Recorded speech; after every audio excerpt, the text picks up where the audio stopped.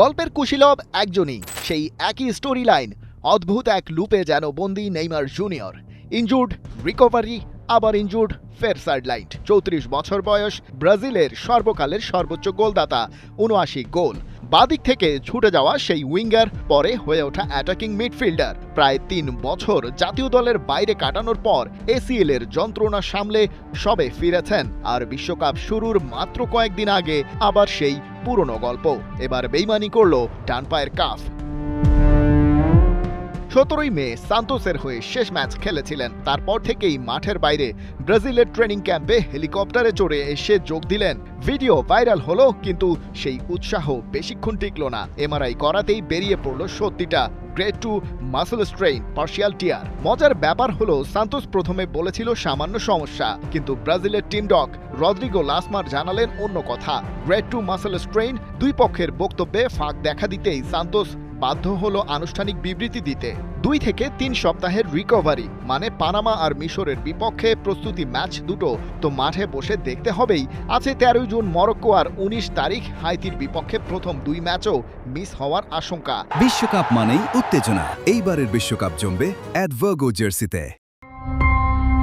সব ঠিকঠাক চললে স্কটল্যান্ডের বিপক্ষে 24 জুনের ম্যাচে ফিট হয়ে মাঠে নামতে পারেন নেইমার, তবে সেটা শুধুই সম্ভাবনা।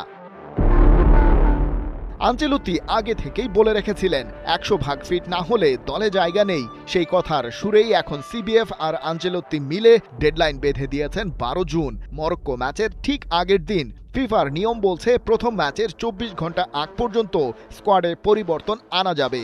সেই সুযোগের শেষ মুহূর্ত পর্যন্ত অপেক্ষা করতে চায় সিবিএফ।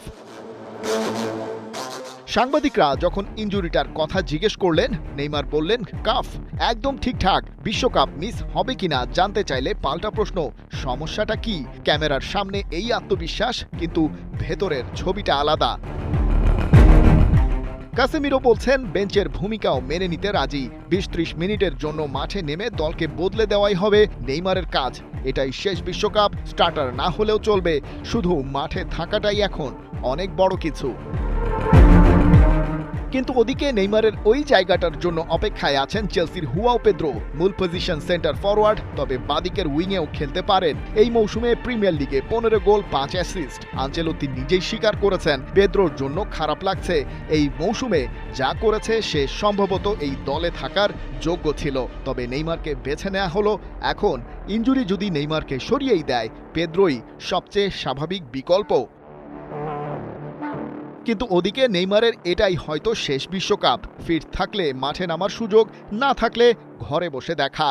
আর পেদ্রো দরজার বাইরে দাঁড়িয়ে অপেক্ষা করছেন একটা ফোন কলের জন্য। খালিদ জামিল, ৭১।